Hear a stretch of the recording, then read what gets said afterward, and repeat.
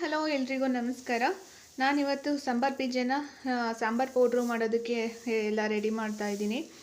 ಇದನ್ನು ನಾನು ಸ್ವಲ್ಪ ಹೊತ್ತು ಬಿಸಿಲಲ್ಲಿ ಒಣಗಿಸಿ ತಗೊಂಡು ಬಂದಿದ್ದೀನಿ. ಬಿಸಿಲಲ್ಲಿ ಒಣಗಿಸಿದ್ರೆ ತುಂಬ ತಿಂಗಳುಗಳು ಎಷ್ಟು ತಿಂಗಳು ಇಟ್ಟಿದ್ರೂ ಇದು ಸಾಂಬಾರ್ ಪೌಡ್ರ್ ಹಾಳಾಗಲ್ಲ. ಹಾಗಾಗಿ ಸ್ವಲ್ಪ ಹೊತ್ತು ಬಿಸಿಲಲ್ಲಿ ಒಣಗಿಸಿ ತಗೊಂಡು ಬಂದಿದ್ದೀನಿ. ನೆಕ್ಸ್ಟ್ ನಾನು ಸಾಂಬಾರ್ ಪೌಡ್ರ್ ಮಾಡೋಕ್ಕೆ ಏನೇನೆಲ್ಲ ಹಾಕ್ತೀನಿ ಅಂತ ತೋರಿಸ್ತೀನಿ. ಇದಿಷ್ಟು ಐಟಮ್ಗಳು ನಾನು ಸಾಂಬಾರ್ ಪೌಡ್ರ್ ಮಾಡೋದಕ್ಕೆ ಹಾಕೋದು. ಅಂದರೆ ನಮ್ಮಮ್ಮನ ಮಾಡೋದು ಹೀಗೇ, ನಮ್ಮಮ್ಮನ ಮನೇಲೂ ಹೀಗೆ ಮಾಡ್ತಾಯಿದ್ರು, ಮತ್ತು ನಮ್ಮ ಅತ್ತೆ ಮನೇಲೂ ಸೇಮ್ ಹೀಗೆ ಮಾಡೋರು. ಹಾಗೆ ನಾನು ಕೂಡ ಮನೇಲಿ ಸಾಂಬಾರ್ ಪೌಡ್ರ್ ರೆಡಿ ಮಾಡ್ಕೊಡ್ತೀನಿ. ಹೊರಗಡೆ ಎಲ್ಲೂ ತರಿಸೋದಕ್ಕೆ ಹೋಗಲ್ಲ. ನಾನಿವಾಗ ಏನೇನು ಹಾಕ್ತಾಯಿದ್ದೀನಿ, ಎಷ್ಟೆಷ್ಟು ಹಾಕ್ತಿದ್ದೀನಿ ಅಂತ ಹೇಳ್ತೀನಿ.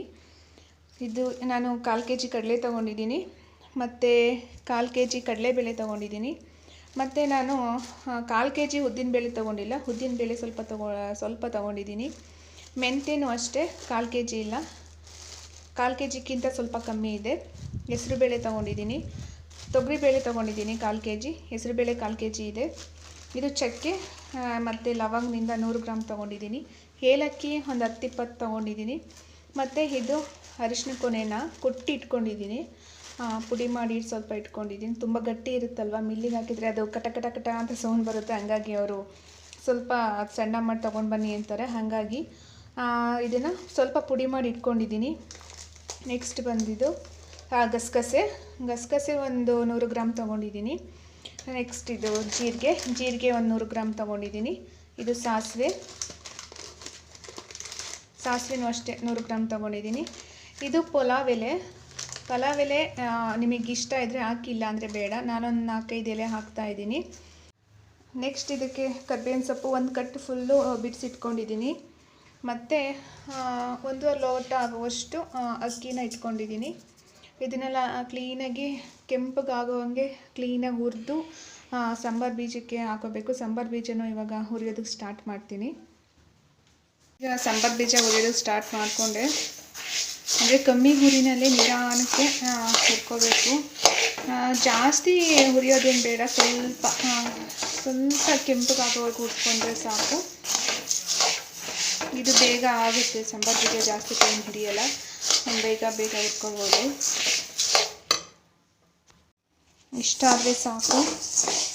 ಇವಾಗ ನಾನು ಬೇರೆ ಪಾತ್ರೆಗೆ ಹಾಕೋತೀನಿ. ಹುರಿದಂಗೆ ಬೇರೆ ಪಾತ್ರೆಗೆ ಹಾಕೋತಾ ಇದ್ದೀನಿ. ಹುರಿದು ಎಲ್ಲನೂ ಈ ಪಾತ್ರೆಗೆ ಹಾಕ್ತಾಯಿದ್ದೀನಿ. ಬಿಡ್ಸೋಕ್ಕೂ ಇದರಲ್ಲೇ ತಗೊಂಡು ಹೋಗೋಕ್ಕೆ ಸರಿ ಹೋಗುತ್ತೆ ಅಂತ ಒಂದು ಬಾಕ್ಸಿಗೆ ಹಾಕೋತಾ ಇದ್ದೀನಿ. ಸಾಂಬಾರ ಎಲ್ಲ ಇದಾದಮೇಲೆ ಇವಾಗ ಎಲ್ಲ ಮಸಾಲ ಐಟಮ್ಗಳನ್ನ ಹುರಿತಾ ಇದ್ದೀನಿ.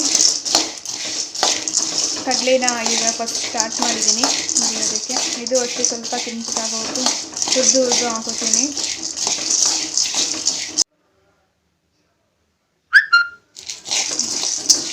ನೋಡಿ, ಇದು ಫ್ರೈ ಆಯಿತು. ಇವಾಗ ಇದನ್ನು ತೆಗಿತೀನಿ.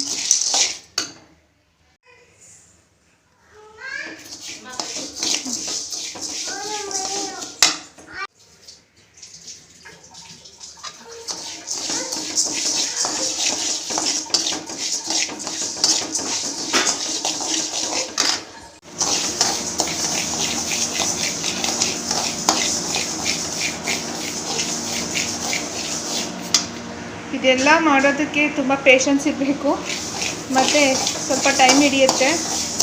ಅಂದರೆ ಮಾಡಿಟ್ಕೊಂಡ್ರೆ ತುಂಬ ದಿನ ಯೂಸ್ ಮಾಡ್ಬೋದಲ್ವಾ. ಹಾಗಾಗಿ ಸ್ವಲ್ಪ ಪೇಷನ್ಸ್ ಇಲ್ಲ, ನಿಧಾನಕ್ಕೆ ಮಾಡ್ಕೋಬೇಕು.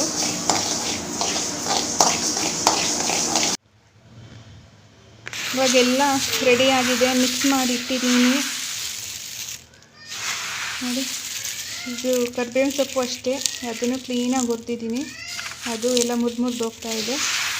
ಇವಾಗ ನೆಕ್ಸ್ಟ್ ಇದನ್ನು ಮಿಲ್ ಮಾಡಿಸ್ಕೊಂಡು ಬರ್ತೀನಿ. ಓಕೆ, ಇದರಲ್ಲಿ ತಣ್ಣಗಾಗಿದೆ, ಘಮ ಅಂತಿದೆ. ಫೈನಲಿ ಮಿಲ್ಗೋಗಿ ಗ್ರೈಂಡ್ ಮಾಡಿಸ್ಕೊಂಡು ಬಂದಾಯಿತು. ಸುಡ್ತಾ ಇದೆ. ತಣ್ಣಗಾದ್ಮೇಲೆ ಬಾಕ್ಸಿಗೆ ಹಾಕೋಬೇಕು. ಘಮ ಅಂತಿದೆ ನೋಡಿ, ಕ್ಲೀನಾಗಿ ಬಂದಿದೆ ಪೌಡ್ರೆಲ್ಲ. ಮನೆಯೆಲ್ಲ ಘಮ ಅಂತಿದೆ. ಮಾಡ್ಕೊಳ್ಳೋದು ಸ್ವಲ್ಪ ರಿಸ್ಕ್ ಅನಿಸುತ್ತೆ. ಮಾಡಿಕೊಂಡ್ರೆ ತುಂಬ ದಿನ ಇಟ್ಕೋಬೋದು. ಸ್ವಲ್ಪ ಟೈಮ್ ಹಿಡಿಯುತ್ತೆ ಅನ್ನೋದು ಬಿಟ್ಟರೆ ಎಷ್ಟು ದಿನ ಬೇಕಾದರೂ ಯೂಸ್ ಮಾಡ್ಕೊಂಡು ಇಟ್ಕೋಬೋದು ಮನೇಲಿ. ಓಕೆ, ನಾನು ನಮ್ಮ ಮನೇಲಿ ಇದೇ ಥರ ಮಾಡ್ಕೊಂಡು ಇಟ್ಕೊಳ್ಳೋದು. ಇವತ್ತಿನ ವಿಡಿಯೋ ನಿಮ್ಮೆಲ್ರಿಗೂ ಇಷ್ಟ ಆಗಿದೆ ಅಂದ್ಕೊಂಡಿದ್ದೀನಿ. ದಯವಿಟ್ಟು ನನ್ನ ವಿಡಿಯೋನ ಎಲ್ಲೂ ಸ್ಕಿಪ್ ಮಾಡಿದೆ ನೋಡಿ ಅಂತ ಹೇಳ್ತಾ ಇವತ್ತಿನ ವ್ಲಾಗ್ ಇಲ್ಲಿ ಮುಗಿಸ್ತಾ ಇದ್ದೀನಿ. ಎಲ್ರಿಗೂ ನಮಸ್ಕಾರ, ಬಾಯ್.